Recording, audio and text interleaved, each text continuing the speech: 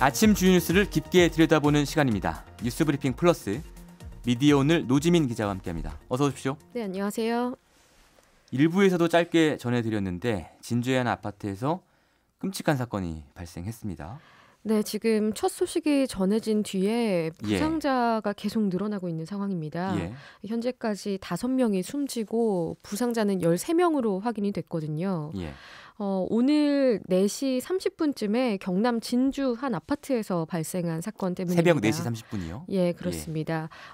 진주시 한 아파트에 거주하고 있는 A씨가 본인 집에 불을 질렀는데요. 그 뒤에 아파트 계단에서 대피하려고 집 밖으로 나온 주민들을 상대로 흉기를 휘두른 겁니다. 네, 이렇게 되면서 이 사건으로 60대, 30대 그리고 심지어 12세까지 포함한 주민 등 5명이 숨지고 지금 10명 넘는 부상자가 계속 확인되고 있는 상황인 거죠. 네, 이 집에 난 불 자체는 소방당국에 의해서 20분 만에 다행히 좀 꺼졌다고 하는데 피해자들이 계속 확인되고 있어서 안타까운 상황이고요. A씨는 범행을 저지르고 나서 경찰에 붙잡혔는데요. 현장에서 검거된 뒤에 임금체불 때문에 범행했다 이렇게 진술을 했습니다. 현재 경찰이 정확한 사건 경위를 수사하고 있는 상황입니다. 임금체불 때문이라면 임금체불의 당사자한테 지금 범죄를 저지른 건 아니기 때문에 이른바 저희가 무차별 사건, 무차별 범행 이런 걸로 분류를 할 수 있겠어요. 네, 본인 집에 불을 저지르고 무고한 주민들이 희생된 사건이거든요. 최근에 이런 일들이 왜 이렇게 많이 일어나는지 모르겠습니다. 네, 그러게 말입니다. 자, 어제 저희도 짧게 언급하긴 했었습니다만 박근혜 전 대통령 구속시한이 오늘 자정으로 만료가 됐어요. 석방이 된 건 아니죠? 예, 그렇습니다. 그 국정농단 사건 관련 구속기간이 어젯밤 12시 그리고 오늘 0시 이렇게 끝나게 된 건데요. 네, 오늘부터는 2016년 새누리당 공천 개입 혐의로 확정됐던 징역 2년형을 살게 됩니다. 현행법상 구속기간 연장은 각 심급마다 3번씩 가능한데 박 전 대통령이 지난 2017년에 구속된 뒤에 지난해 10월, 11월 그리고 올해 2월까지 구속이 가능한 연장 횟수는 다 채운 거거든요. 그래서 구속기간 연장이 더 이상 할 수 없기 때문에 이제는 확정됐던 형을 살게 된 겁니다. 법적으로 이제 더 이상 불가능한 거고. 예, 그렇습니다. 그동안은 그래서 구속 상태였던 그 형 확정이 안 된 미결수였는데 이제는 정해진 형을 채우는 기결수 신분이 된 거고요. 수의 색깔이 기존 초록색에서 기결수의 파란색 수의로 바뀌고 다만 일반적인 경우에는 교도소로 이감돼서 노역을 하게 되는데요. 기결수의 경우에는. 그렇죠. 그런데 박 전 대통령은 아직 남은 재판들이 있고 또 있는 상황이기 때문에 서울구치소에 남고 노역도 미뤄질 걸로 보입니다. 통상적으로 제가 감옥에 갔다 오신 분들 얘기를 들어보면 구치소보다는 교도소가 더 편하다고 합니다. 이 구치소에는 아직 미결 상태이기 때문에 심적으로도 불안하고 교도관들도 조금 더 험하게 대한다고 하더라고요. 자, 박 전 대통령이야 뭐 그럴 일은 없겠지만 어쨌든 구치소에 남게 된 거고요. 지금 남아있는 재판은 몇 건이나 되죠? 네, 지금 확정된 재판 포함해서 총 3건의 재판이 박근혜 전 대통령과 관련돼 있습니다. 네, 말씀드린 대로 2년형이 확정됐던 2016년 새누리당 공천 과정 개입 관련 사건을 제외하면 2건이 진행되고 있는 거죠. 지금 그 구속기간 연장과 관련됐던 국정농단 사건, 이건 지난해 8월에 2심에서 징역 25년, 벌금 200억 원이 선고된 뒤에 상급심 재판이 진행되고 있는 거고요. 또 국정원 특수활동비 상납 사건이 있습니다. 이 사건은 1심에서 징역 6년형이 선고돼서 항소심 재판이 진행 중입니다. 그러니까 하나는 완전히 확정이 됐고 하나는 지금 3심 대법원에 가 있는 거고 하나는 2심이 진행 중인 이런 상황이네요. 네, 그렇습니다. 지금까지 선고된 상태의 징역형을 다 합치면 33년형이 되는 건데요. 이게 물론 앞으로 재판에서 다 확정될 거라는 그런 전제를 할 수는 없겠습니다만 일부 정치권 인사들이나 박 전 대통령 지지자들이 주장하는 대로 석방 자체는 불가능한 상황입니다. 법적으로는 이제 사면이라는 방법밖에 없죠. 자, 어제 세월호 참사 5주기였는데요. 참사로 희생된 이들을 추모하고 기억하는 기억식 그리고 추모식이 열렸어요. 어떤 얘기들이 나왔습니까? 네, 인천 부평구에서는 일반인 희생자 추모식, 그리고 단원고등학교가 위치한 경기도 안산에서는 단원고 학생과 선생님들을 기리는 기억식이 열렸습니다. 여기서 기억식이라고 한 이유, 아직 밝혀야 할 진실이 너무 많기 때문에 온전한 추모를 할 수 있을 때까지 참사를 계속 기억해야 한다. 이런 의미가 담겼다고 하네요. 그래서 추모식 대신 기억식이라는 용어를 쓰는군요. 예, 그렇습니다. 특히 이 안산 기억식에서는 참사 당시의 단원고 학생이었던 생존자 장혜진 씨가 친구들에게 잊지 않겠다, 부끄럽지 않은 어른이 돼서 계속해서 기억하고 진실을 밝혀낼 수 있도록 하겠다는 편지를 전했고요. 고 장준인 학생 아버지인 장훈 4.16 세월호 참사 가족협의회 운영위원장도 국민 304명을 죽인 책임자들 꼭 처벌해야 한다고 강조했습니다. 또 인천 추모식에서도요. 이 전태호 세월호 참사 일반인 희생자 대책위원장이 세월호를 잊을 수 없다. 참사를 잊으려 하지 말고 진상을 규명해서 꼭 안전한 나라를 만들어달라. 이렇게 거듭 호소했습니다. 예, 황교안 자유한국당 대표도 갔었습니까? 네, 한국당에서는 황교안 자유한국당 대표는 안산 기억식은 가지 않고 인천에서 열렸던 일반인 희생자 추모식만 참석을 했습니다. 대부분의 정당들이 기억식에도 참석하고 또 추모식에도 인사를 보내고 했는데요. 황교안 대표는 인천에서 추모사를 전했는데 황교안 대표가 박근혜 정부 시절에 법무부 장관이지 않습니까? 그렇기 때문에 세월호 유가족들이 수사를 받아야 할 책임자로 지목한 인물에 오르기도 했죠. 그 세월호 가족들이 지목한 18명의 명단 중에 한 명이죠. 그렇습니다. 그래서 이날 황 대표가 추모사를 낭독하려고 연단에 올랐을 때도 온갖 야유가 좀 쏟아졌습니다. 황교안은 물러가라. 또 당시 법무부 장관으로서 책임져라. 이런 구호들이 나왔고요. 또 추모사가 진행되는 동안에 일부 시민들은 세월호 참사 책임자 수사 처벌하라, 또 책임자 비호하는 적폐를 청산하자 이런 문구가 적힌 손피켓을 들고 있기도 했습니다. 황교안 대표로서는 당시 법무부 장관이었다는 게 어떻게 보면 두고두고 정치적 부담으로 남을 수 있는 상황인데 또 이제 하필 전현직 자유한국당 의원들이 세월호 관련해서 막말을 했지 않습니까? 망언이라고 표현할 수도 있을 텐데 이 건은 지금 징계 절차에 돌입했죠? 네, 오는 19일에 한국당 그 중앙윤리위원회 회의를 열어서요. 정의원, 정진석 의원 그리고 차명진 전 의원에 대한 그런 모욕성 글을 올린 경위 등을 좀 확인을 해서 징계 여부와 수위를 결정할 계획이라고 합니다. 어제 이렇게 논란이 좀 거세지면서 황교안 대표도 입장을 밝혔는데요. 국민 정서에 어긋난 의견 표명에 대해서 깊은 유감이다. 또 유가족과 국민께 진심 어린 사죄 말씀을 드린다.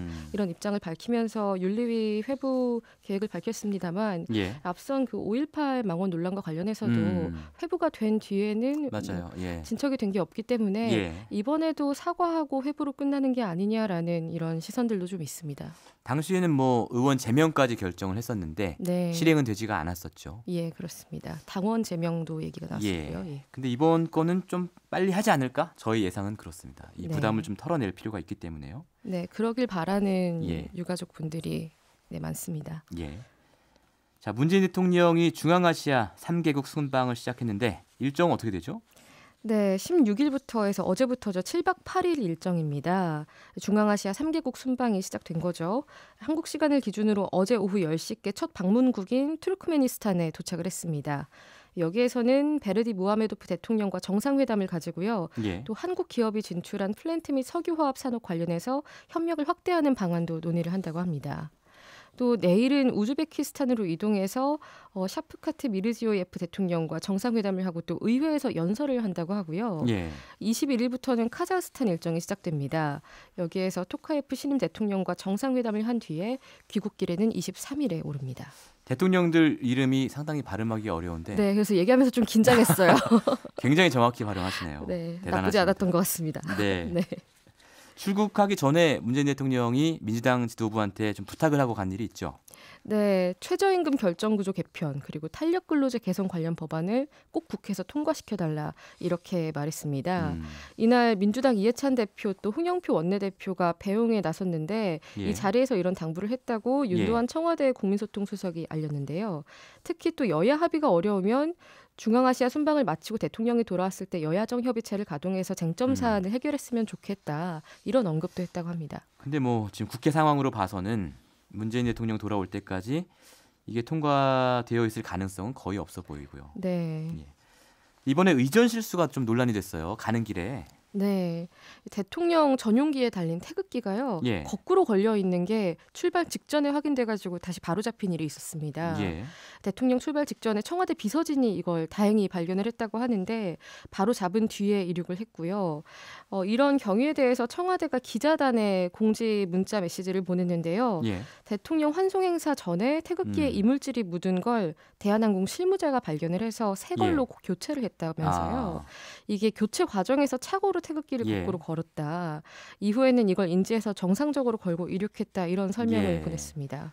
비록 굉장히 작은 해프닝이지만 최근에 이런 외교나 의전 분야에서 실수라면 실수 아니면 기강회의라고 볼 수 있는 사건들이 좀 많이 일어나고 있는 건 사실인 것 같습니다. 예, 그렇습니다. 또 이번에도 전용기 운항이 대한항공이 책임지고 있다 이렇게 밝히긴 했습니다만 이런 사안들이 계속 반복되다 보니까 박지원 민주평화당 의원이 기강회의가 극에 달했다 이렇게 좀 강한 어조로 비판을 하기도 했습니다. 네.